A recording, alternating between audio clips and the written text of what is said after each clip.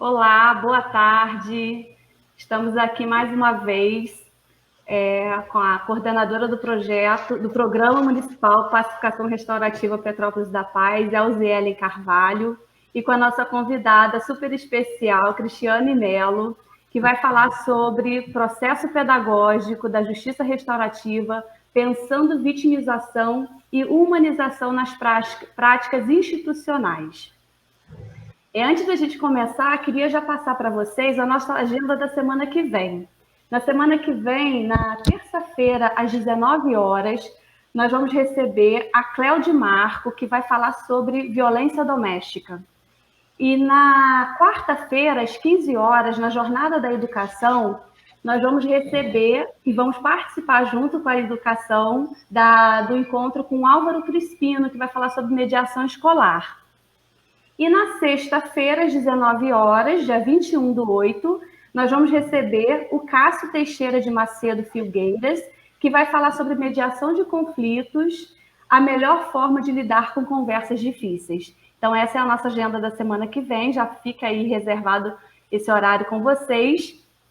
E nos encontraremos mais semana que vem e na outra também. Em setembro, a gente retoma com a Semana da Mediação. Em outubro, a gente volta a fazer as jornadas novamente. Então, fique aí esse recado para que vocês possam continuar nos acompanhando. Eu passo a palavra para a coordenadora, Elzielen, por favor. Boa tarde, nossa convidada.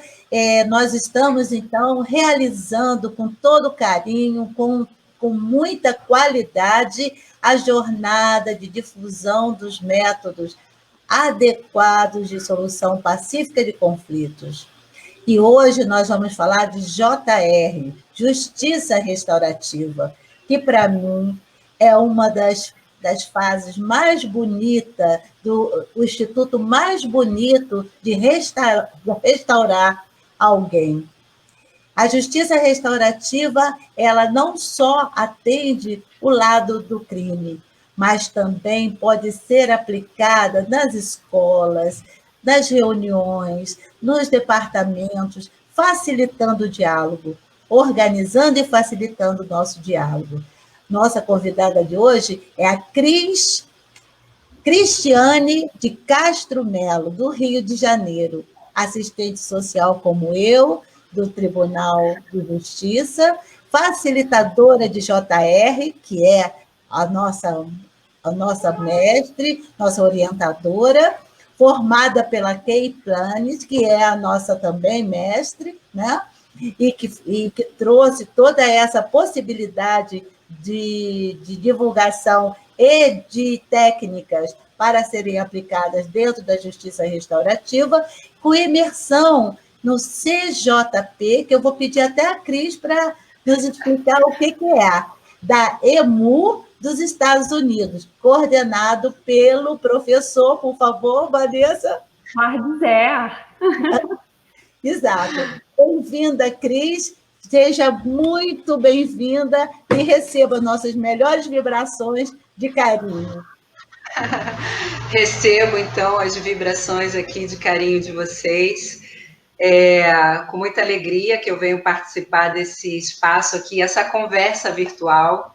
É uma oportunidade que vocês estão me oferecendo também para estreitar a nossa parceria, né? Já somos parceiras de muitos anos aí. Nos encontramos nesse caminho da justiça restaurativa e eu quero, em primeiro lugar, né, agradecer pela oportunidade, parabenizar vocês, porque a gente tem acompanhado aqui no Rio de Janeiro, né, todo o compromisso que a Elze e a Vanessa têm se empenhado de fundamentar, né, estruturar a justiça restaurativa no âmbito da educação. Todas as vezes que a gente vai para uma palestra ou vai falar sobre o tema da justiça restaurativa e quer dar um exemplo sobre a implantação de justiça restaurativa nas escolas, a gente se refere ao Petrópolis, ao programa de Petrópolis. Então, a gente tem acompanhado vocês no empenho de estruturar esse fundamento, seja através de promover formações, inclusive das normatizações. Vocês já estão muito avançadas no município de Petrópolis, de pensar a normatização em justiça restaurativa aplicada nas escolas. E eu vejo, assim, a gente reconhece que vocês estão fazendo esse trabalho como onda. Eu vejo que não está só repercutindo em Petrópolis, a gente já faz uma referência a vocês, já está repercutindo no estado do Rio e no movimento do restaurativismo, da justiça restaurativa no Brasil. A gente já faz essa referência a vocês. Então, é um motivo de celebração. Quero reconhecer e honrar publicamente aqui esse esforço que a gente tem acompanhado de vocês nesse trabalho de fundamentação da justiça restaurativa, especialmente na educação, né? E eu quero cumprimentar quem também veio hoje, né, que está aí do lado de trás da tela. Infelizmente, a gente não consegue ver o rosto de todo mundo, mas quando a Vanessa e a Elzi chamaram, né, elas falaram desse público, que talvez seria o público mais voltado de gestores que trabalham nas escolas, nas secretarias, de profissionais de sala de aula, do pessoal de serviço de apoio. Mas ontem a Vanessa falou que o evento já ganhou uma proporção, que pessoas profissionais de tantas outras instituições já estão prestigiando o evento, pela diversidade do debate que vocês estão trazendo. Então, eu quero cumprimentar não só o público da educação, mas de todas as pessoas que estão aqui hoje, para falar de um tema que é tão estruturante assim na minha profissão e que veio reencantar, na verdade, o meu trabalho profissional.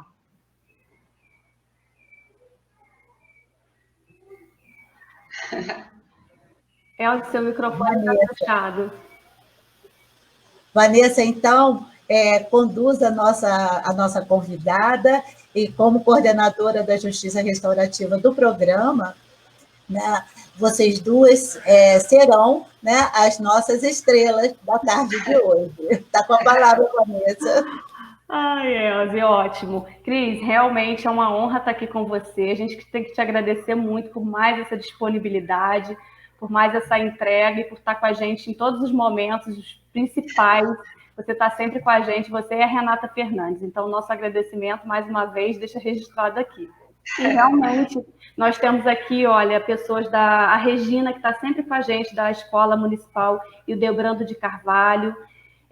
A Cristina Berredo também é da rede, um beijo, Cristina. A Ana Paula, da Augusto Pignalone, e a Amélia Antunes, ela está representando 2 escolas.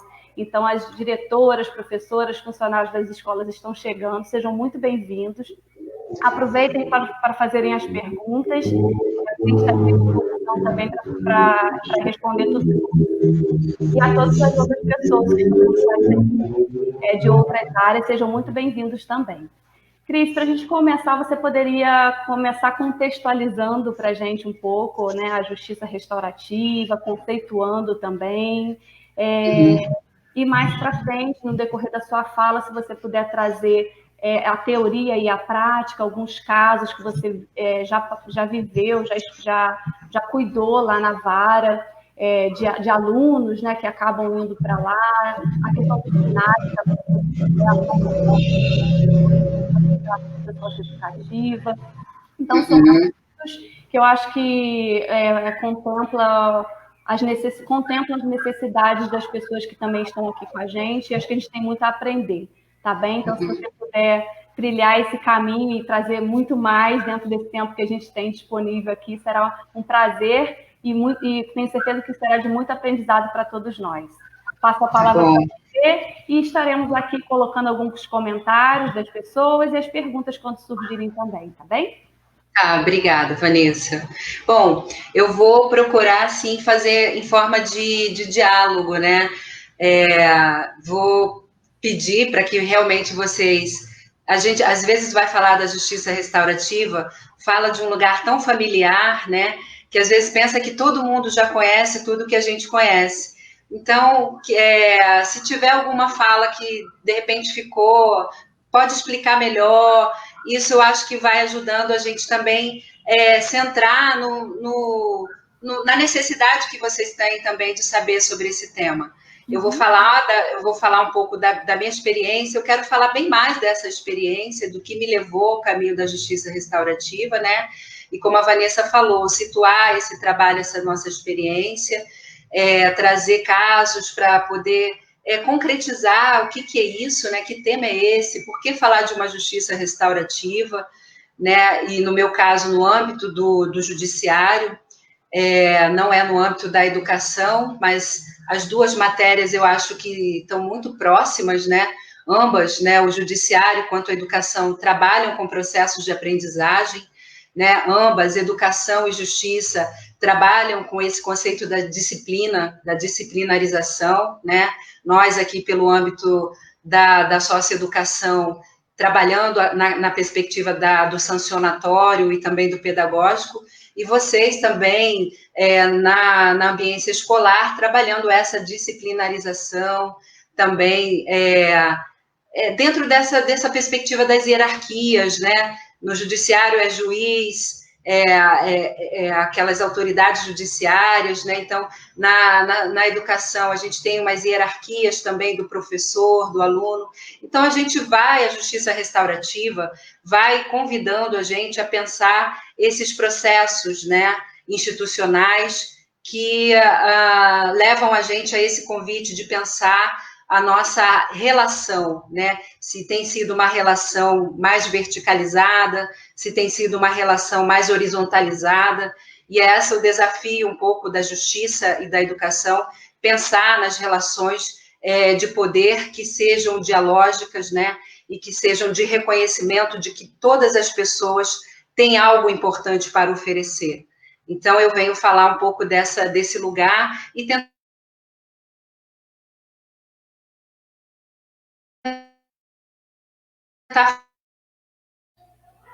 Acho que ela está tendo algum fazer problema essa na conexão. conversa do que a gente consegue afinar, de que... Tá, voltou? Voltou, Tá escutando? Tá. Tá, porque eu... Tá, então... Bom, primeiro eu queria começar a falar que eu sou assistente social, já a Elze me apresentou, eu sou assistente social há 16 anos, numa vara especializada no sentenciamento e julgamento de adolescentes que cometem algum tipo de violação, né, chamada ato infracional. Então, há 16 anos eu atuo nessa matéria, atendendo adolescentes, familiares, a pessoas que foram impactadas com a situação do ato infracional praticado pelo adolescente. Então, nesses 16 anos, né, a matéria-prima do meu trabalho é a violência, né? A violência é a minha matéria-prima, não o adolescente, né? A gente não está ali para lidar com o adolescente na perspectiva de uma intervenção correcional. Não, o nosso deslocamento é pensar nas diversas expressões das violências, né? A violência, então, é a minha matéria-prima de intervenção.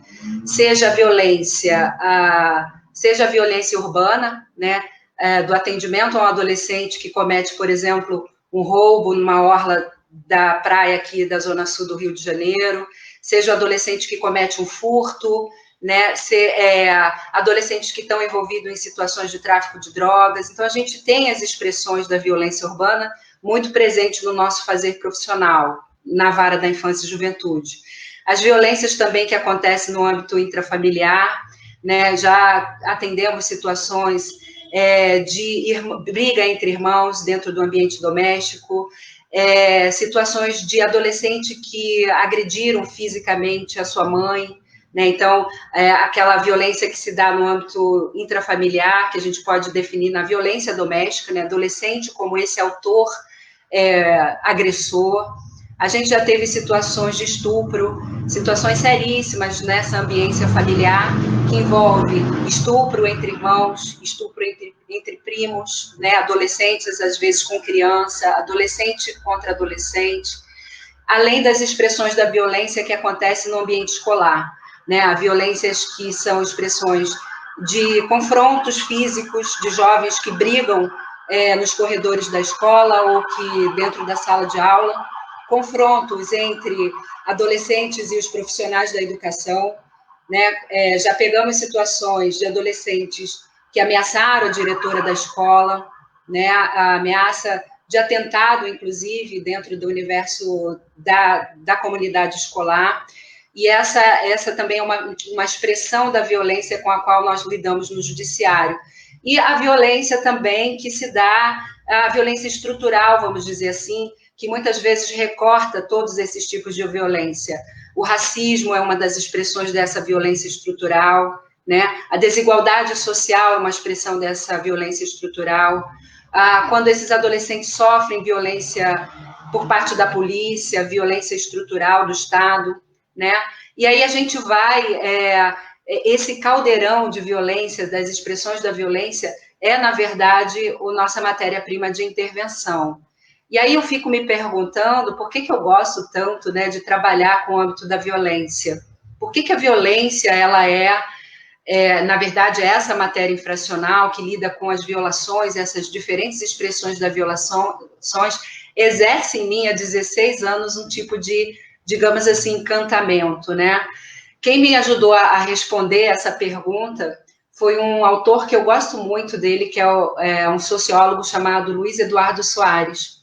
O sociólogo Luiz Eduardo Soares, ele tem um livro chamado Justiça.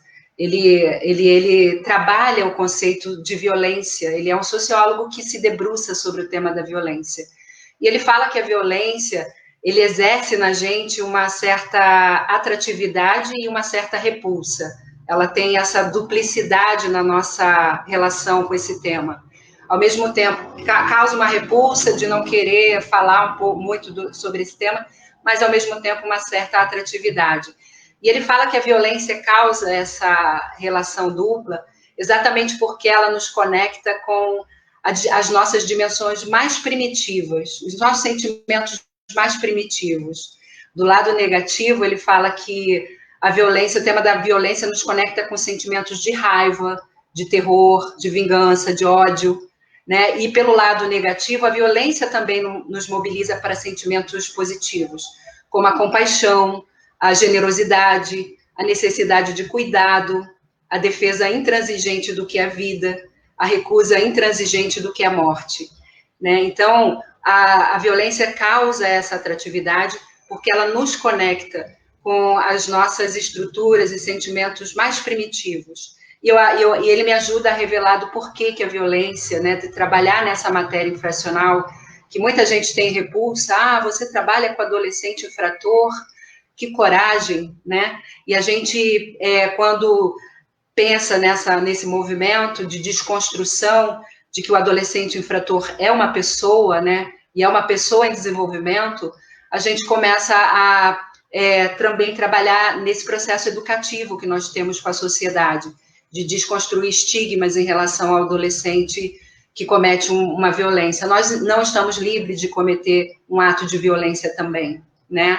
E aí eu acho que é por isso que me conecta a essa relação e essa matéria. E a justiça restaurativa, né, eu falei, há 16 anos estou como assistente social atendendo. A justiça restaurativa vem de 5 anos para cá, né? De 5 anos para cá, eu venho buscando as formações. A Elze falou, da EMO, que sigla é essa? Foi uma oportunidade, dentro das condições, né, e oportunidade que surgiram de fazer uma imersão numa universidade da Virgínia, coordenada lá pelo professor Howard Zehr, né, que é reconhecido no Movimento Nacional de Justiça Restaurativa, um dos principais teóricos internacionais do tema, né? Então, eu, graças a Deus, assim, tive na época a oportunidade de ir, espero voltar lá, né, se surgirem novas oportunidades, e também fui buscar a formação no Brasil. A gente estava falando da Júris, que é essa associação de juízes do Rio Grande do Sul, também reconhecida nacionalmente como uma escola de formação de facilitadores e instrutores em justiça restaurativa. Então, eu tive a oportunidade de estar com a Kay Pranes, né, que readaptou os círculos de construção de paz para as nossas instituições modernas, né, e a gente teve o tema, na verdade, da justiça restaurativa de 5 anos para cá, dentro dessas formações, veio para reencantar o meu trabalho na socioeducação. Esse trabalho, essa conexão foi reencantar a minha prática. Eu acho que todas as vezes, acho que isso é um exercício que a gente pode fazer sempre, né? O que reencanta a nossa prática profissional? Acho que é por isso que eu estou há tanto tempo na matéria infracional, porque eu fico buscando elementos que possam reencantar a minha prática na socioeducação. E a justiça restaurativa é essa possibilidade. E só fazer uma referência também a uma última formação que eu tive no mês passado, que é o Círculo Virtual de Construção de Paz. Essa formação tem sido dada pelo Instituto Moinho da Paz, que é um instituto lá da Bahia, e que tem oferecido para a gente, dentro dessas formações de justiça restaurativa, a possibilidade de trabalhar agora, né, pelo contexto da pandemia, não parar de fazer justiça restaurativa, né? Ela, então, readapta os círculos de construção de paz à plataforma virtual. Então, todos os elementos que a gente tem, que ordena os círculos de construção de paz, são trazidos para a plataforma individual, né? Readaptando o objeto da palavra, readaptando o centro, a peça de centro, que é um elemento importante do círculo de construção de paz.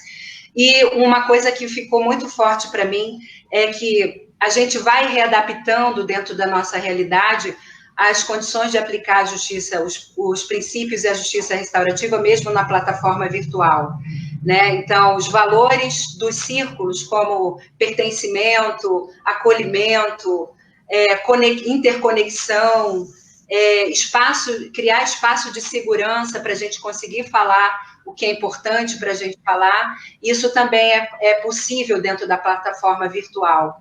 Então, eu quero honrar também essa última formação e dizer que o campo da justiça restaurativa, como afirma o teórico Howard Zeh, ele não começa de uma teoria, ele começa de uma experiência, tem bases numa experiência no sistema penal, né, de justiça, mas não nasce como teoria, nasce como uma experimentação.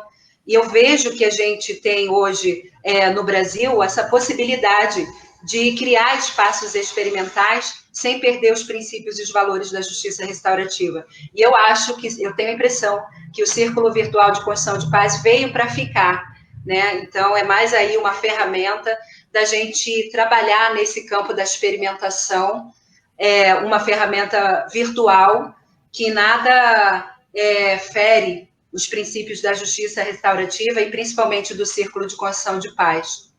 Tá? Luciane, então, sobre isso, eu vou aproveitar até para você poder tomar uma água, né? Para não ir falando. Dá uma ajuda aí. Sobre o círculo, né? Essa oportunidade de fazer a formação pelo Moinho de Paz. E eu aproveito esse gancho que você deu para falar sobre a formação da plataforma Círculos em Movimento, que é uma plataforma que está oferecendo o curso Construindo Escolas Restaurativas.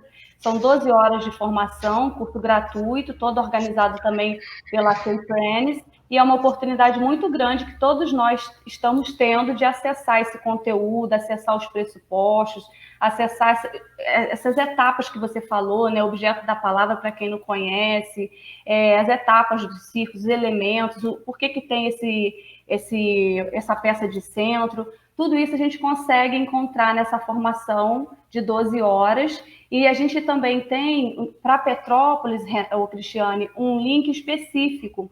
Então, eles disponibilizaram para a nossa rede 4.000 vagas, inclusive para contemplar a comunidade. Então, se eu tenho um estudante do EJA, ele pode fazer, a família da criança da escola pode fazer, todos os profissionais das escolas públicas podem fazer do município de Petrópolis.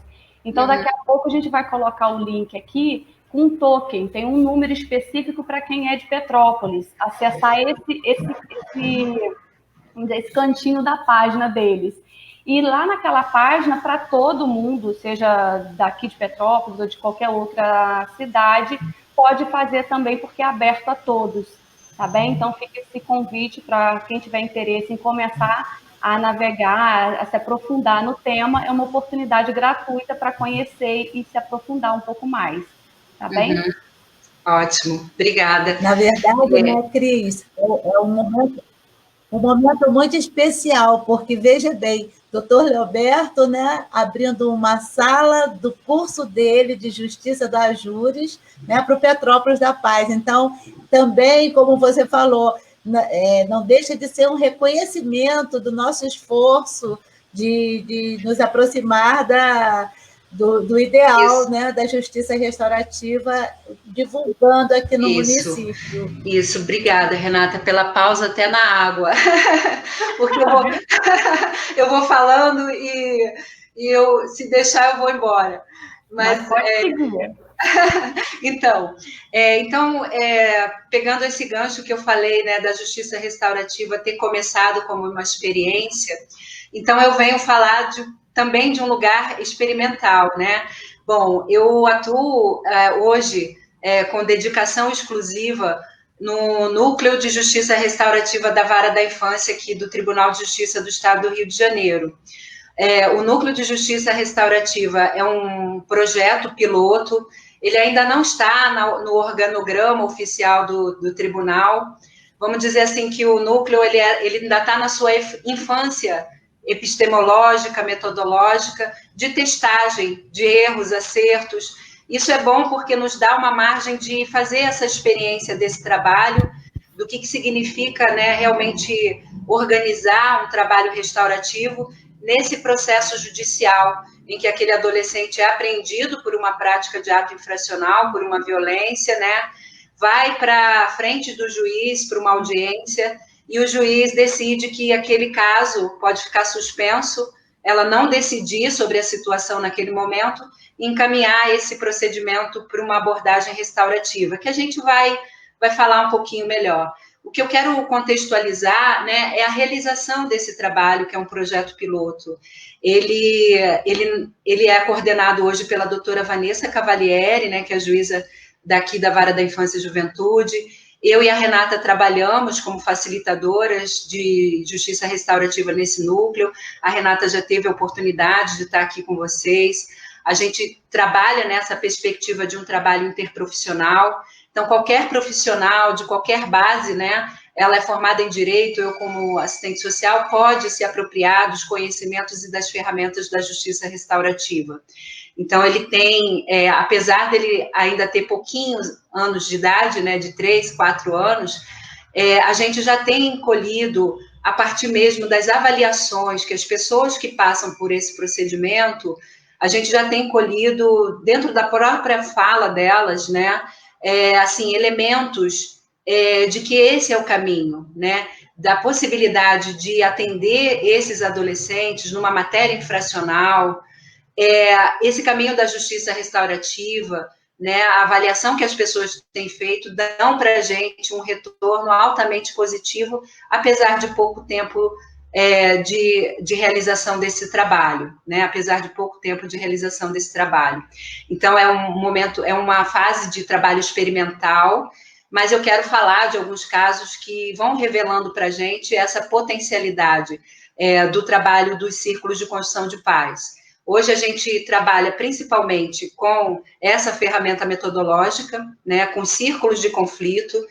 Preponderantemente o trabalho que a gente desenvolve é a metodologia do processo circular, mas realizando essa abordagem de conflitos, quando a violência já chegou a um extremo, né, de ser judicializada, e, ao mesmo tempo, a gente tem feito, há alguns anos para cá, talvez um ano para cá, um trabalho também de abordagem de círculos, não de círculos para tratar de conflito em si, mas fora também dessa ambiência do espaço da justiça, a exemplo de alguns círculos que a gente tem realizado dentro das escolas, né, vinculadas a algum tipo de processo judicial, de algum adolescente que passou pelo processo das audiências, né, e aquela situação foi para o núcleo, mas foi para ser tratada na forma não de círculo de conflito, que tem a dimensão de ter a presença tanto do ofensor quanto da vítima, mas de um círculo de apoio que a gente pôde ter oportunidade de fazer numa escola do Rio de Janeiro, de uma situação de 2 adolescentes que tinham ameaçado de fazer um atentado àquela escola, tinham ameaçado de fazer... O alvo principal do atentado daquelas duas adolescentes era a diretora daquela escola, e a gente foi até a unidade escolar, porque entendeu que aquela unidade escolar tinha sido vítima.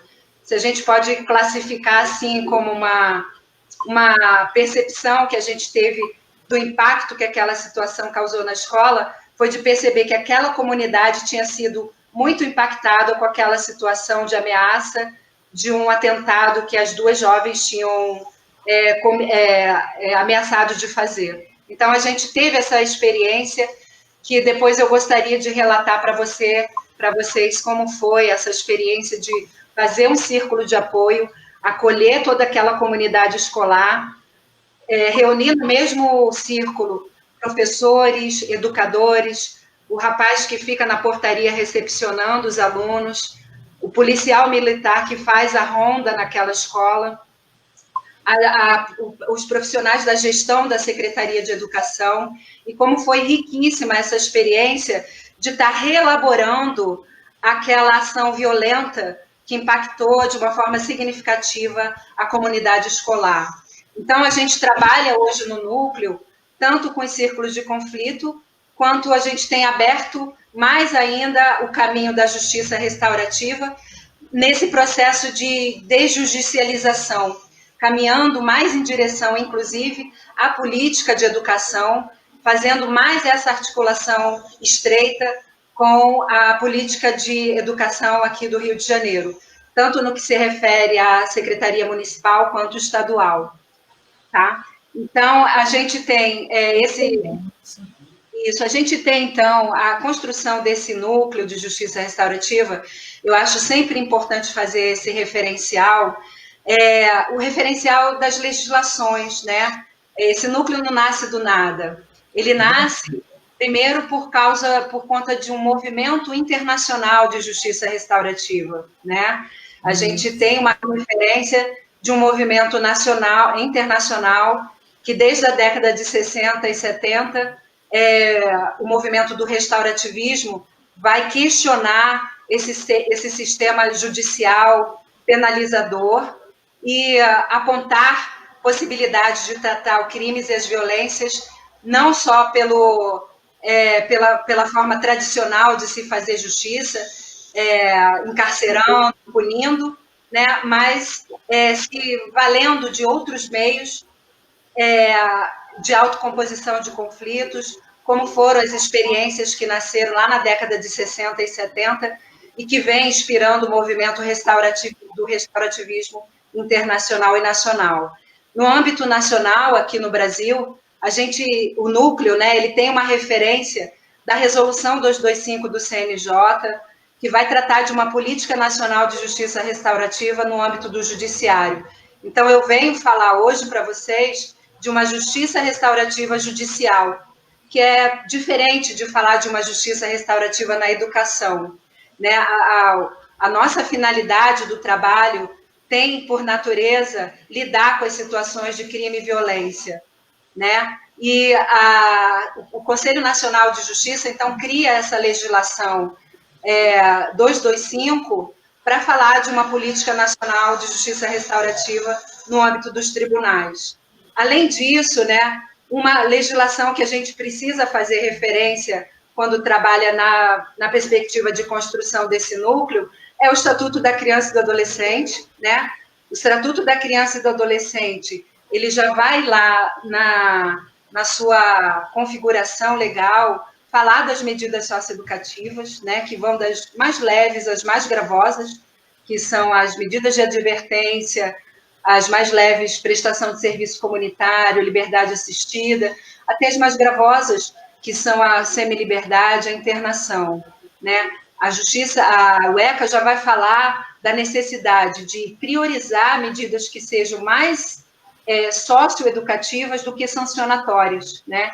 É bom que a gente faça essa lembrança que o Estatuto quer empoderar as medidas que sejam muito mais educativas, socioeducativas, do que aflitivas, sancionatórias.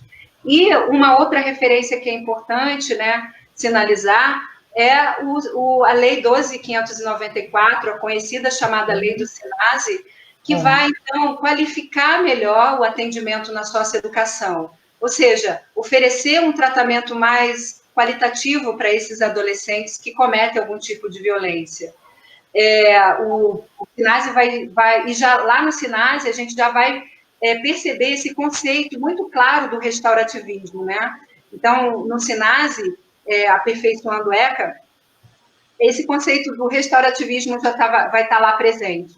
Então, o SINASE vai dizer que é importante no trato da situação do adolescente a excepcionalidade da intervenção judicial. Quanto menos intervenção judicial no conflito, melhor, né? Vai dizer ali também sobre a adoção de meios autocompositivos de conflito, ou seja, existem outras formas de lidar com conflito e violência praticada por adolescente, sem necessariamente aquelas medidas fixas, únicas, que são 6 do Estatuto da Criança e do Adolescente. Existem outras formas de responder aos conflitos e violências praticados, e aí o SINASE vai dizer que, sempre que possível, adotar meios autocompositivos de conflito e sempre que possível atender às necessidades das vítimas. Então, isso é muito claro na legislação do SINASE, de trazer essa noção de que o restaurativismo ele passa por aí, da gente adotar metodologias de autocomposição de conflito, de pensar em práticas que tenham, por fim, a reparação do dano e que, sempre que possível, atendam às necessidades das vítimas. E uma outra legislação que eu gosto muito de fazer referência quando a gente fala dessa incorporação das vítimas no processo judicial é uma declaração feita pela ONU, uma resolução, na verdade, feita pela ONU de 1985, que fala dos direitos básicos que são direcionados às vítimas de criminalidade e abuso de poder. Essa resolução é uma resolução 40/34 de 85, que vai dizer ali a forma que essas vítimas devem ser tratadas no âmbito do judiciário. A ideia não só do núcleo da justiça restaurativa, não só transformar o adolescente num objeto de intervenção correcional, como se fosse o adolescente uma massinha de modelar, em que ele passa pelo procedimento da justiça e sai exatamente como a gente gostaria que ele saísse.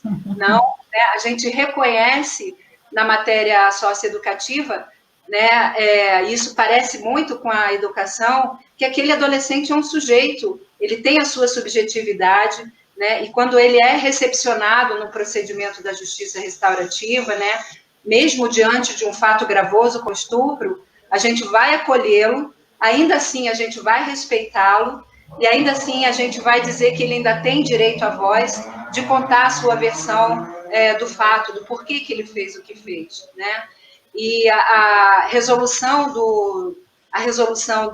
dessa da ONU, que eu falo, de 1985, vai dizer que as vítimas também devem ser tratadas de uma forma respeitosa dentro da ambiência judicial.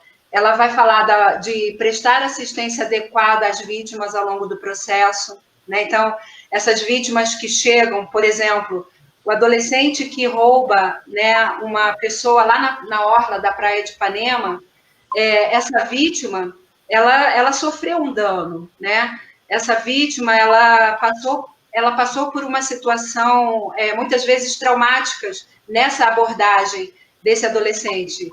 E quando ela chega no procedimento da justiça, a ideia é que a justiça também acolha, perceba que essa pessoa também está precisando de um acolhimento, que ela precisa de ser informada sobre aquele processo do qual ela fez parte, que ela precisa de um tratamento respeitoso dentro dessa ambiência judicial, que ela precisa garantir a sua segurança também. Reunião, e aí eles se anteciparam. Estou escutando umas...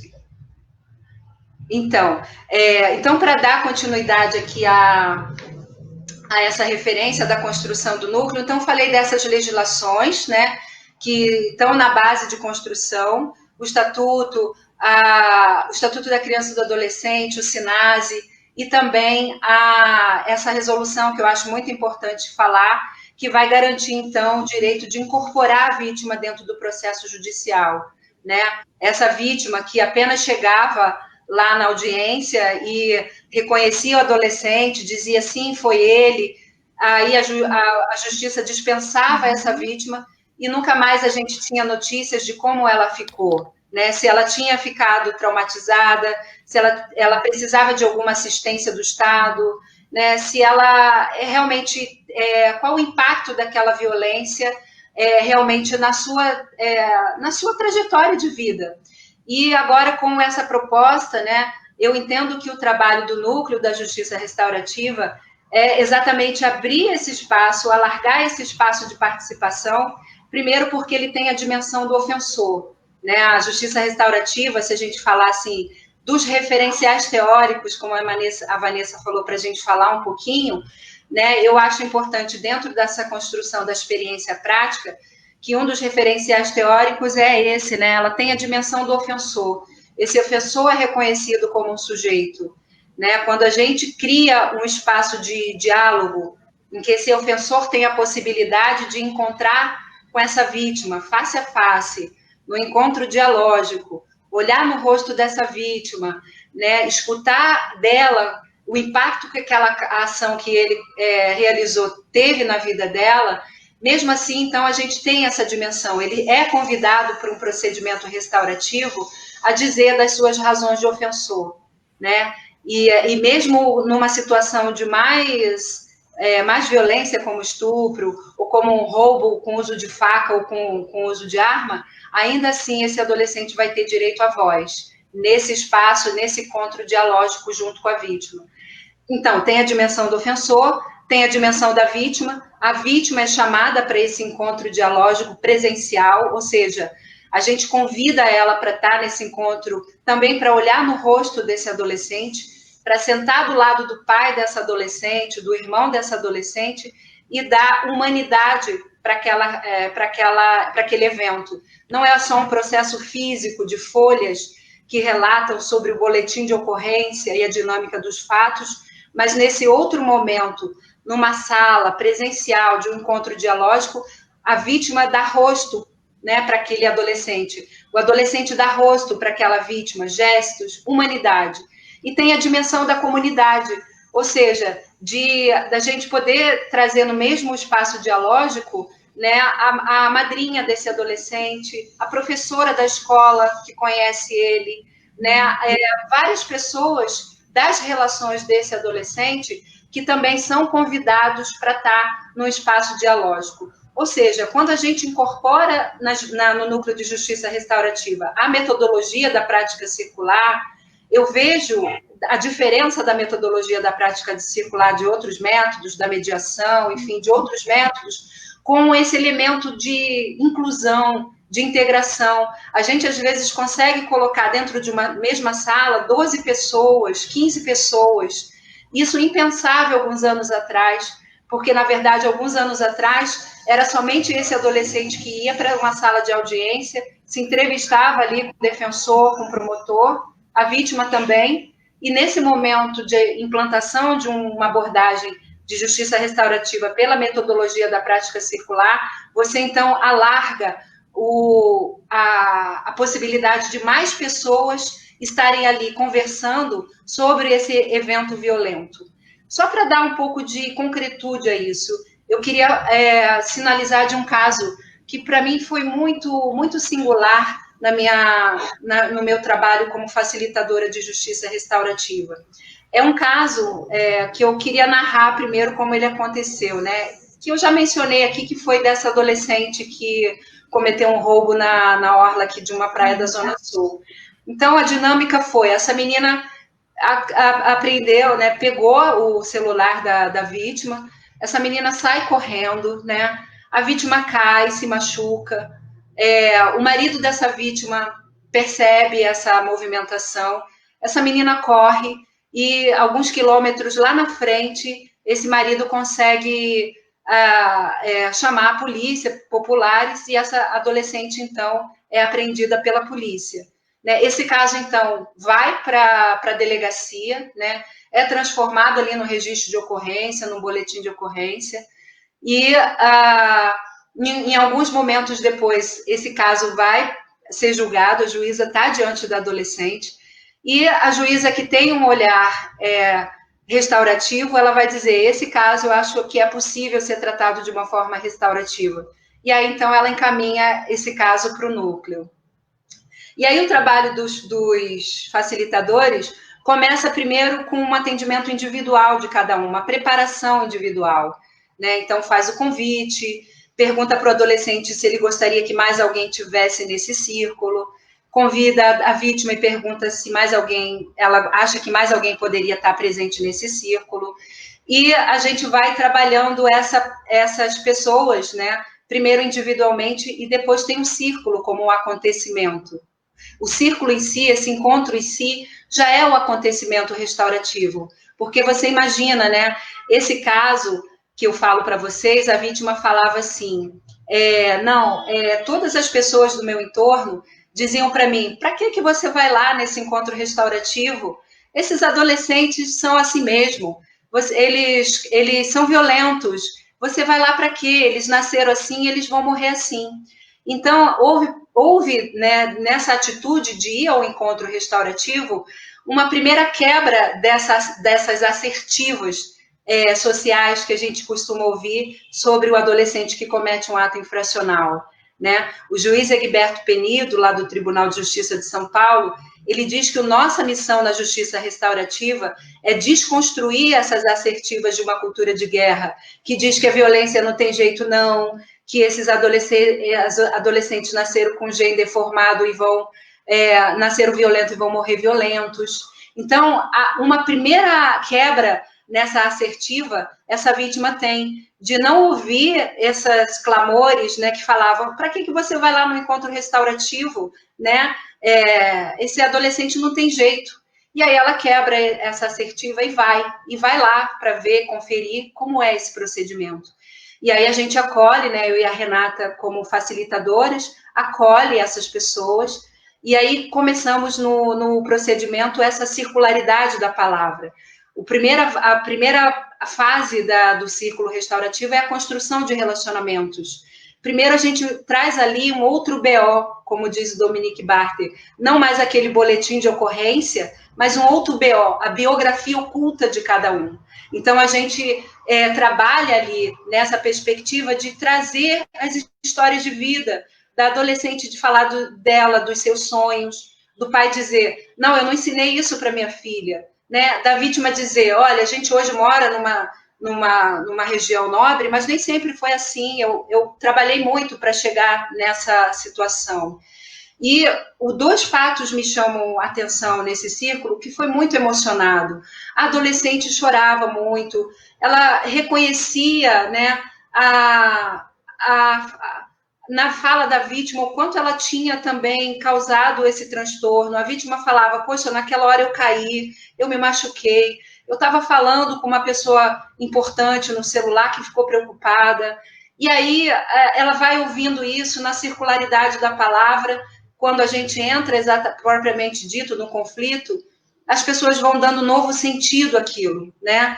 Vão fazendo aquilo que o professor Cousey, lá do Rio Grande do Sul, fala, assim, a construção de uma alfabetização. Eu estou me alfabetizando em relação àquele adolescente. O adolescente está se alfabetizando em relação àquela vítima. Por isso, eu trago no texto, né, da palestra de hoje, processo pedagógico e justiça restaurativa. Esse espaço do círculo é um espaço altamente pedagógico, é um espaço altamente alfabetizador, né? E ali, na emotividade da adolescente, né? E no final do círculo, ela fala para a gente, quando a gente tem a fase do pré-círculo, do círculo e do pós-círculo. Na fase do pós-círculo, essa adolescente agradece a gente, fala, vocês deram uma oportunidade de eu mostrar quem realmente eu sou. Eu não sou aquela garota que abordou aquela vítima e saiu correndo. Eu sou essa pessoa aqui que quero fazer enfermagem, que gosto de estudar, que tenho sonhos, que tenho perspectiva, né? E no final desse círculo, no pós-círculo, né? No último encontro, a adolescente traz a carteira de trabalho dela, assinada, porque ela conseguiu ter uma inserção no Jovem Aprendiz, e as duas lá na sala de audiência conversando, o facilitador já não tinha mais nenhum papel para ter ali, as duas rindo, falando, conversando uma com a outra, algo impensado, né? Impensado se a gente não tivesse ali um núcleo que pudesse tratar de uma forma diferenciada essa situação classificada como roubo, né? Análoga a roubo. Essa adolescente talvez nunca iria conhecer essa vítima nunca ia conhecer os sonhos que aquela adolescente tem, provavelmente ela ficaria nessa assertiva, não vou lá porque é adolescente assim mesmo, aumentando então o nível de estigmatização, né? E a abordagem que eu vejo, que eu acho sensacional da ferramenta da justiça restaurativa, especialmente do Círculo de Construção de Paz, é o conceito da participação, né? Dessa humanização, primeiro, né? A gente está lidando com pessoas humanas, que, como diz Paulo Freire, são aprendentes, né? Paulo Freire, na pedagogia da autonomia, vai falar dessa relação do educando e do educador. Nós, como facilitadores, aprendemos, nós temos um trabalho diretivo, óbvio, eu me reconheço como uma educadora quando eu estou atuando como facilitadora de justiça restaurativa, né? O que a gente oportuniza ali dentro do espaço do judiciário é a abertura de espaço de aprendizagem, né? É altamente socioeducativo na minha visão. E o papel do facilitador é criar espaços de aprendizagem. E ali a gente tem conseguido fazer isso dentro de um processo judicial e confiado na capacidade das pessoas de encontrarem soluções mais adequadas, né?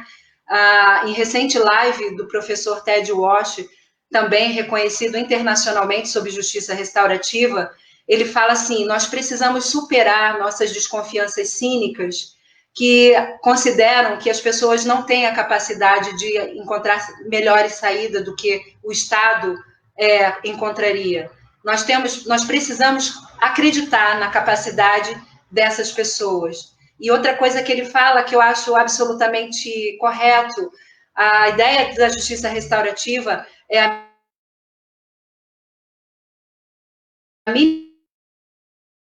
minimização do conflito. Oi, Cristiane. Trabalho circular. Falhou um pouquinho, você pode repetir, por favor? Deu uma falhada, aí você pode repetir só um pouquinho atrás, falhou agorinha, tá? E aí eu tenho duas perguntas para colocar para você, que eu acho que você já quase que respondeu, mas mesmo assim eu quero ter certeza se está contemplada, tá bom? Ótimo. Você lembra de onde parou? Eu estava falando da professor Ted Walsh, isso, né? E aí, exatamente. E aí ele fala que a gente precisa quebrar esse paradigma de uma desconfiança cínica, de que as pessoas não têm capacidade de resolver. Sim, quando a gente coloca essas pessoas para reelaborarem aquela violência e criar um acordo, que a gente chama de acordo restaurativo, a gente vê que elas conseguiram achar soluções incríveis, né? Como no caso de um adolescente de um outro círculo, em que um item do acordo era ele realizar uma palestra sobre não violência numa igreja. A vítima tinha solicitado isso para ele, como no acordo da reparação, e ele foi numa igreja falar sobre não violência. E ele volta trazendo essa experiência, e só nisso a vítima já se sentiu contemplada nesse sentimento de que, sim, a justiça foi feita. Sim, eu me sinto contemplada. Eu não quero que esse adolescente vá internado ou sofra uma sanção gravosa, porque eles conseguiram chegar ali no entendimento e no acordo sobre aquela situação. E o que o professor Ted fala é que a gente, no âmbito da justiça restaurativa, a gente minimiza conflito e maximiza entendimento mútuo quando a gente promove encontros dialógicos e participativos. Aí pode falar da pergunta, porque acho que ajuda também a dar uma direção do que as pessoas estão sentindo e querendo saber sobre o tema. Tá ótimo. Eu depois queria que você falasse um pouquinho dessa perspectiva da justiça restaurativa na escola. Tá? Como você vê isso, a importância, tá bem? Mas o Alexandre tem duas perguntas aqui que são assim, olha. o sistema carcerário faz parte ou tem alguma interação com o processo de justiça restaurativa? É a primeira pergunta dele. Você quer responder? Depois eu coloco a pergunta. Tá. Quero.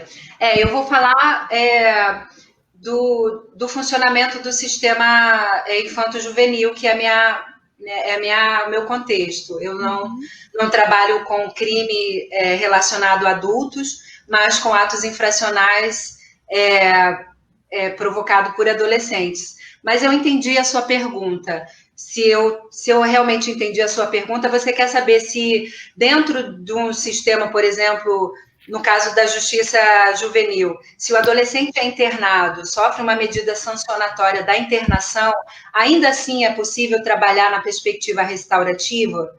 Eu entendi que mais ou menos a pergunta pode ser essa, de como aliar, por exemplo, o sistema da socioeducação, da internação, com procedimentos dialógicos também. A justiça restaurativa, conforme o professor Howard Zer fala, ela nunca foi para falar assim, não, precisamos abolir a pena de prisão. Ele não fala isso.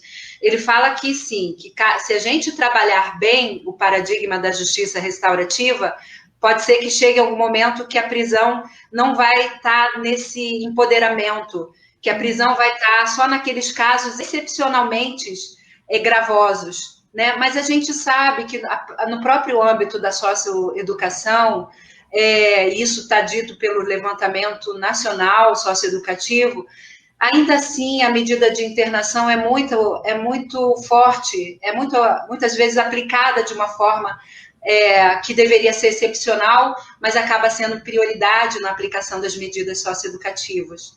Mas o professor Howard fala, quanto mais a gente abordar de uma forma restaurativa, mais o recurso à prisão tende a diminuir. Mas hoje há uma possibilidade, sim, por exemplo, do juiz aplicar uma medida de internação e, ao mesmo tempo, dizer que gostaria que esse caso também fosse paralelamente tratado num procedimento de justiça restaurativa. Então, ele pode ficar internado e se tentar fazer um trabalho dialógico desse jovem com aquela vítima ou com aquelas pessoas que foram impactadas por aquele ato violento. Então, elas podem correr de uma forma paralela, né? Elas pode sim, o juiz às vezes aplica uma medida de internação e pode também dizer, olha, eu também quero que esse processo seja realizado de uma forma restaurativa. Isso é possível de ser realizado no âmbito da justiça restaurativa e no sistema carcerário de adulto também. O professor Marcelo Pellizzoli, se eu não me engano, tem um trabalho, lá de Pernambuco, tem um trabalho com o sistema carcerário, onde ele leva, né, para dentro das prisões um trabalho de diálogo, um trabalho de reflexivo, e uma abordagem, uma leitura restaurativa, né, reflexiva, de reelaboração do sentido da violência e do crime que aquele adulto cometeu, né? Essa possibilidade existe, porque, na verdade, no fundo, a justiça quer trabalhar, entende que o dano cometido não foi a uma lei, o dano cometido foi a alguma pessoa, né? E é importante trabalhar nessa perspectiva da restauração do dano, porque se eu feri uma pessoa, e se eu restaurar a reparação do dano, eu preciso reparar dentro da necessidade que aquela pessoa me apresenta, né, daquela vítima me apresenta. Então, ele trabalha na dimensão do interpessoal. Não dá para falar de ética, de construção de ética isoladamente. A ética, né, a construção do respeito, da empatia, da ética da alteridade, de reconhecer a humanidade no outro, ela não se dá de uma forma isolada, ela se dá de uma forma relacional, que é exatamente a perspectiva da justiça restaurativa, trabalhar muito mais os relacionamentos do que entender que o crime é uma violação a uma lei abstrata, sem rosto, né, sem nome. Uhum. Eu não sei se eu contemplei. Nossa, que aula que nós estamos tendo. Obrigada, Cris. Você dentro da Justiça Restaurativa do Rio de Janeiro, nós temos esse aprendizado, né, que você está trazendo para nós. E nós estamos com muitas pessoas assistindo, né, mais de 200. Que beleza, né? Sim. É um prazer estar te ouvindo com tanta segurança, com os seus relatos tão perfeitos e que nos trazem ânimo para seguirmos com a nossa justiça restaurativa no município de Petrópolis. Por favor, Vanessa. Ótimo. Cris, temos aqui também uma segunda pergunta do Alexandre, que em algum momento me pareceu que você respondeu sim, mas eu vou colocar aqui para ter certeza. Né? O Alexandre pergunta: a abordagem em caso de danos causados por uma criança ou adolescente envolve a família ou somente o acusado? Foi quando você explicou um pouco como que é o envolvimento da vítima, do ofensor, de chamar a família, enfim, toda a comunidade. Acho que você falou um pouco sobre isso, mas pode colocar aí. Ele falou que quando envolve um dano a uma criança, né? Em caso de danos causados por uma criança ou adolescente. Assim, a gente teve o trabalho todo que a gente faz é com adolescente. A gente já teve uma situação de estupro, por exemplo, que foi também um caso muito significativo, né? Tinha sido estupro, no caso do estupro com o adolescente com o irmão criança, uma criança, né? E a potência do trabalho circular, da justiça restaurativa é tão forte, né? Ela não está preocupada em resgatar os pormenores daquela situação. Ela vai se preocupar em trabalhar a reconstrução desses vínculos, né? E de tentar trabalhar a perspectiva desse adolescente, de como que aquela situação que ele fez impactou a vida de todo mundo.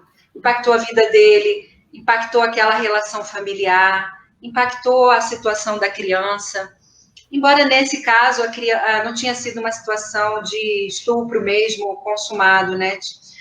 Bom, a situação, a questão do círculo, ele é tão potente que a gente conseguiu reunir nesse encontro da prática dialógica esse círculo com essa família. Estava ali presente todas as pessoas, o pai, a mãe, o adolescente e a criança de 4 anos. Né? E ali a gente estava falando, exatamente nesse círculo, de potencializar uma reflexão sobre como reconstruir aquelas relações familiares afetadas pelo dano. Né? Na verdade, todo esse círculo foi trabalhado em cima da perspectiva da criança. A única perspectiva da criança era que amava muito o seu irmão, que ama muito o seu irmão, era que as relações pudessem ser retomadas, porque isso tinha causado um impacto tão grande na família, né? Do pai ficar revoltado com a mãe, enfim, de ter gerado tanto impacto, inclusive na saúde mental de todo mundo. Mas o desejo da criança era que as pessoas começassem a se relacionar de uma forma saudável novamente. E a presença da criança é que foi criando toda a harmonia dessa reflexão, de trazer a amorosidade daquele vínculo familiar e de poder pensar de como resgatar esses vínculos amorosos, mesmo a partir de um impacto tão violento causado naquele âmbito. E sim, o resultado desse círculo foi um resultado de restabelecimento de vínculo, de pedido de perdão, de reaproximação desses dois irmãos, e com a base de um elemento fundamental que a gente resgatou o tempo todo no trabalho circular, que foi esse amor e esse vínculo, amor, né, familiar. O amor, né, como um elemento, um valor importante do trabalho circular. Muitas vezes a gente pensa que o amor é um valor piegas, né, ultrapassado, né? Mas o amor, a amorosidade é também um valor muito importante no âmbito das relações dialógicas do círculo restaurativo de construção de paz. E foi exatamente esse amor, né, esse valor do amor colocado no meio do círculo que foi gerando o debate circular naquele caso concreto. E esse resultado foi importante de restabelecimento de vínculo, de novas convivências e, claro, da reelaboração de pensar a autorresponsabilidade de cada um. Os pais pensavam assim, onde eu também negligenciei, talvez, nessa relação educativa, e cada um vai olhando para a sua própria autorresponsabilização, né? Não é a responsabilidade do outro, às vezes é a responsabilidade também trazida para esse círculo de uma relação que foi negligente, de uma relação que pode ter sido negligente, que não se atentou às necessidades educacionais daquela criança e daquele jovem.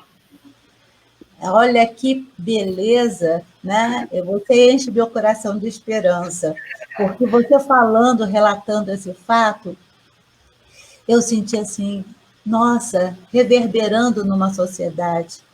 É uma sociedade que a gente quer, onde todos possam desfrutar do respeito, da disciplina, coisas tão essenciais para a convivência humana, né? Se você não traz esses valores, tudo se perde. Esses pais que com certeza irão rever, né, as suas relações com essa criança, também talvez não tiveram a oportunidade, né, Cris, que a gente sabe que a coisa, se nós puxarmos o fio, quanta coisa está acontecendo, né? Como é que foi a infância desses pais, né? Então, quebrar nesse momento esse passado que não deu certo, e isso a sociedade, de uma certa forma, precisa olhar e assumir. O que nós conduzimos até agora não está bom, e como nós vamos fazer daqui para frente? O homem tem jeito, o homem tem esperança, né, Cris? Elze, obrigada por esse comentário, porque recentemente eu li um texto de uma professora daqui da UFRJ, na área da educação. Ela fala sobre questões éticas na educação. E esse texto me fez refletir sobre várias coisas em relação ao papel do trabalho do facilitador, que é, para mim, um trabalho educativo, né, altamente educativo. Ela dizia o quanto a gente participa da educação ética desses sujeitos em formação. A justiça restaurativa é toda uma justiça baseada em valores, né, da generosidade, da compaixão, da empatia, do reconhecimento da humanidade do outro, e como os facilitadores, quando fazem uma diretividade de um procedimento da prática circular, porque o que ele faz? Ele prepara esse círculo, ele elabora as perguntas norteadoras, né? As perguntas norteadoras são elaboradas caso a caso, ele constrói essa ambiência de aprendizagem, e quando a gente consegue tirar essa perspectiva de pensar o crime como um dano à lei e às pessoas e aos relacionamentos, a gente consegue fazer com que esses adolescentes também aproveitem o espaço restaurativo do círculo, do diálogo, como espaço de autorreflexão, né? Então, a gente também contribui na formação, na maturidade, essa professora falava isso, né? Na maturidade ética e da identidade moral desses sujeitos. Nós participamos da educação nesse sentido da aprendizagem, e dentro dessa consideração, que é aquilo que o Estatuto da Criança e do Adolescente fala, nós estamos lidando com pessoas em peculiar situação de desenvolvimento. O Paulo Freire fala, o mundo não é, o mundo está sendo. Nós temos essa perspectiva de sermos aprendentes, e o adolescente mais ainda, ele está em formação de sua identidade. E nós, como facilitadores, quando elaboramos esse espaço de aprendizagem, a gente também está contribuindo para a formação da maturidade ética e identidade moral desse sujeito adolescente. Eu acho isso incrível, assim, o nosso papel como um papel altamente fundamental. A gente não interfere, porque a gente não dá respostas, a gente não fala que cada um tem que fazer, a gente não faz isso como papel de facilitador, mas a gente direciona o diálogo, a gente tem uma diretividade ali. Ao mesmo tempo que a gente faz basear esse diálogo tudo na vivência das pessoas, né? Então, eu acho que a gente tem, dentro desse conceito da justiça restaurativa, muito que refletir sobre esse eixo, essa vertente educacional do papel do facilitador de justiça restaurativa. Com certeza, com toda certeza. Você falando isso, eu me lembrei do livro Justiça Restaurativa na Educação. Você falou muito do Paulo Freire, né? E falou das questões relacionais que ele traz. E se você for olhar todos os nossos documentos na área da educação, os teóricos, Vygotsky, o Paulo Freire, Dewey e tantos outros, falam sobre essa questão relacional, né? Então, a justiça restaurativa, quando chega, ela chega para nos ajudar como fazer, como organizar isso, mas tantos outros teóricos já falavam disso antes na área da educação. Um convite que fica é a leitura desse livro tão importante, que é a Justiça Restaurativa na Educação, que é escrito por pedagogos, por professores, né? Isso. E traz a linguagem e traz essa contemplação de uma área com a outra de uma maneira muito gostosa de se ler e de se compreender também. Então, acho que vale a pena fazer essa leitura. Cristiane, Elze, todos nós estamos chegando ao final, a Elze ainda vai falar, mas se alguém tiver mais alguma pergunta, por favor, coloque aqui. Vanessa, depois eu também queria finalizar só contando esse caso da escola, que eu acho que foi também de grande... Se tiver tempo. Pode contar. Pode contar. E eu queria só pedir às pessoas que estão aqui, que estão ouvindo, nos acompanhando, se puderem colocar quais assuntos queriam aprofundar, gostariam de aprofundar, questões que gostariam que a gente trouxesse. A gente tem vários parceiros, pessoas de referência, pessoas que estão aí na teoria e na prática o tempo todo, super envolvidos e dedicados à causa. Então, a gente pode contactar, a Elze tem essa possibilidade de buscar esses nossos parceiros, né, que a gente tanto admira. Então, fica esse convite a vocês nos ajudarem a pensar nas novas agendas para frente, tá bem? Pode falar aqui do seu caso, a Elze. Rapidinho, eu só queria colocar que esses teóricos tão importantes dentro da educação, né, com a teoria, junto com os círculos, né? O movimento do círculo que a justiça restaurativa, né, nos dá, é um casamento perfeito para o reequilíbrio nosso, porque a gente aprende muito ouvindo no círculo, né, as pessoas, quando se colocam, e é de uma grandiosidade muito grande, a energia do círculo é fundamental. Nossa, você não sabe, você inicia o círculo, você organiza o círculo, mas ele tem uma potência, né, Cris? Ele toma um rumo que necessário, e você se encanta, e você se emociona, e é impossível não se emocionar com uma prática tão potente quanto um círculo restaurativo. É isso que eu queria colocar. Então, obrigada, Elze. Eu queria falar dessa experiência que a gente teve na educação, que eu acho que ajuda a gente a pensar também nesse espaço da escola. Foi uma situação né, de uma ameaça das adolescentes em relação a essa ambiência escolar. Como eu falei no início, a comunidade tinha ficado muito impactada com essa situação, então professores pediram para sair daquela escola, alguns professores tiveram que entrar de licença de saúde por tanto medo que ficaram em relação a essa ameaça acontecida. A diretora da escola também tinha que se equilibrar nesse sentimento de insegurança e, ao mesmo tempo, promover segurança, espaço ainda de segurança dentro da escola, e nós fomos lá para pensar, junto com essa escola, o que tinha acontecido, né? Na verdade, a proposta do Núcleo de Justiça Restaurativa foi oferecer um círculo de apoio. Então, a gente foi nessa ideia de pensar a escola como uma vítima desse ato, né? E fomos lá acolher, então, esse sofrimento que tinha impactado essa escola. E ali no círculo estavam profissionais, como eu falei, educadores, a polícia que fazia ronda, e a diretora, e foi um círculo também altamente emocionado. As pessoas, em nenhum momento, assim, também apresentaram uma atitude de julgamento em relação a essas jovens. As pessoas que estavam ali, elas aproveitaram o espaço do círculo, que é um espaço altamente potente e reflexivo, para pensarem na autorresponsabilização de cada um, né, dentro dessa ambiência escolar.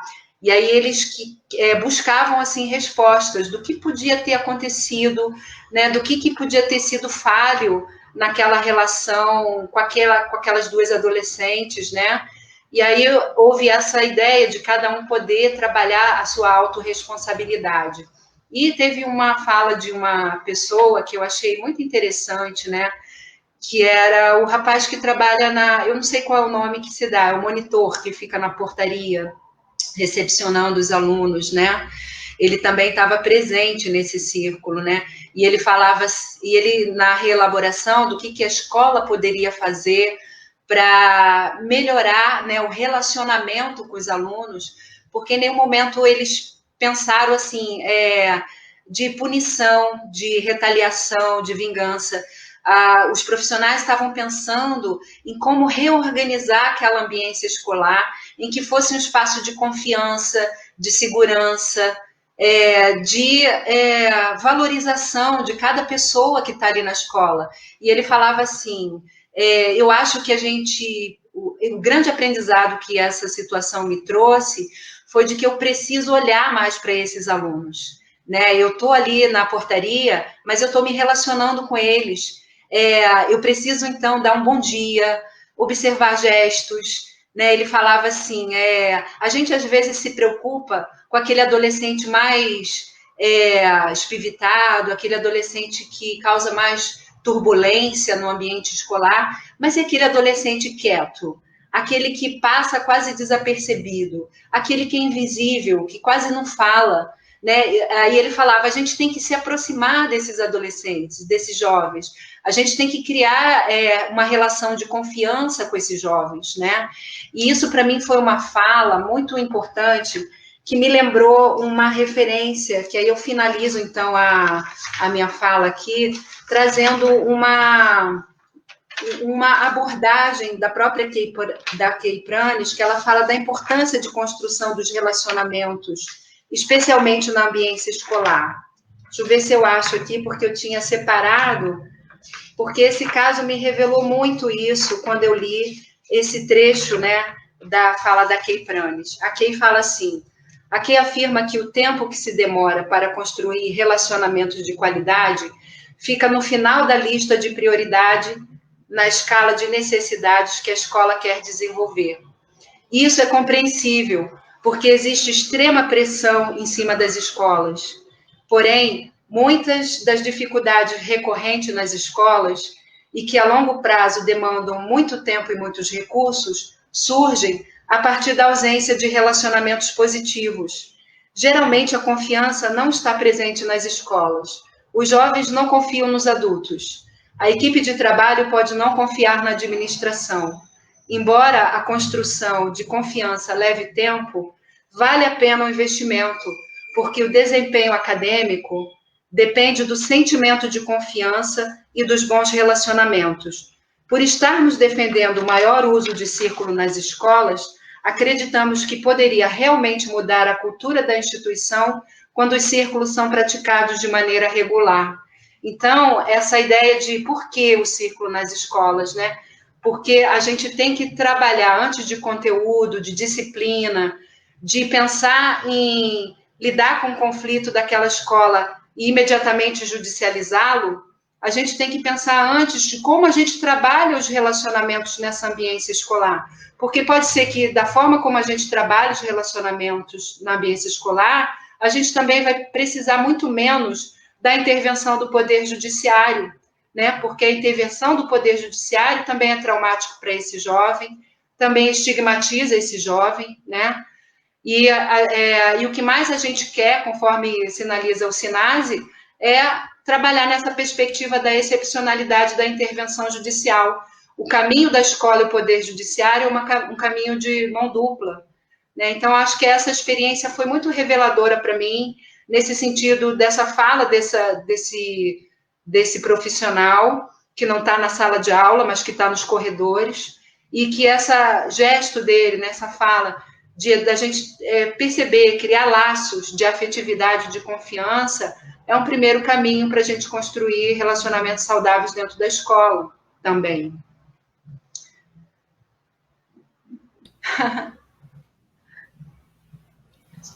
Está com você, Vanessa. Tá com... Muitíssimo obrigado. Né? Nós vamos te chamar outras vezes, não tem jeito. Né? Você é a nossa referência, Cris, e eu me lembro que quando nós fizemos... Eu me relaciono muito quase semanalmente com o doutor Leoberto, e aí eu falei assim, doutor Leoberto, nós marcamos um círculo com a Cris. Aí, agora vai. É verdade. A todo nosso... então agora vai. Quer dizer, eu estava me aproximando das normas, do conceito, né? E, por isso, nós tivemos o cuidado de deixar a Justiça Restaurativa como o último grande projeto dentro do programa Petrópolis da Paz. Parabéns para vocês, viu? Obrigada também pela oportunidade. Obrigada. Cristiane, é muito bom estar aqui com você, o que a Elze falou. Eu me lembro exatamente do dia que você veio a Petrópolis e nos acolheu, fez aquele círculo maravilhoso. Ali a gente aprendeu muito, a gente fez uma imersão praticamente. E daquele dia em diante, realmente, a coisa deslanchou. E a gente leva isso com muito carinho no nosso coração, com certeza, porque você e a Renata fizeram a diferença no Petrópolis da Paz, assim como tantos outros parceiros, mas a gente honra muito essa parceria de vocês, essa presença de vocês tão viva e tão generosa. Então, assim, deixo aqui meu agradecimento. Fica o convite para um retorno em outubro ou novembro, para falar mais. A gente tem certeza que tem muita coisa que a gente pode compartilhar para que a justiça restaurativa seja disseminada e que consiga reverberar e chegar em todos os lugares possíveis, seja na escola, na comunidade, no judiciário, e é isso que a gente está tentando fazer. Então, nosso muito obrigada, muito obrigada a cada um de vocês que estão com a gente, seguindo nessa jornada. Semana que vem a gente tem mais, e passa a palavra para a Elze encerrar, e a você, Cris, se quiser colocar alguma coisa, está com a palavra também. Boa tarde a todos. Esperamos vocês a semana que vem com muita novidade, muito conhecimento, e os nossos convidados são aqui de excelência. Então, para Petrópolis, nesse momento, a divulgação dessas técnicas, desses recursos, desses métodos é essencial para que a população, a escola, se aposse, né? E que a gente diminui mais a ação punitiva, retributiva, e se preocupe mais na ação restaurativa. As últimas palavras, Cris, e depois eu passo para a Vanessa de novo. Gente, eu só quero agradecer mesmo a oportunidade, eu também admiro muito, e a gente também tem muito a aprender com Petrópolis da Paz. E eu agradeço cada pessoa que ficou até agora aqui com a paciência, com a atenção. Eu vi aqui nos comentários, não deu para ler tudo, mas eu agradeço muito também as intervenções de vocês. Muito obrigada. E agradeço de coração. E nesses dias eu estava lendo também que coração, falar da questão do coração não é piegas. Coração também é princípio filosófico, né? Tem a ver com a intenção que a gente coloca nas coisas. Então, a gente tem tentado colocar a melhor das intenções, né, na realização dos projetos de justiça restaurativa aqui no Rio de Janeiro. Nós aqui no Rio e vocês aí também, né, em Petrópolis, nessa parceria. Tudo a intenção que a gente coloca. E como a Kate Prentice diz nos pressupostos, né, nós somos aqueles por quem estávamos esperando. Né?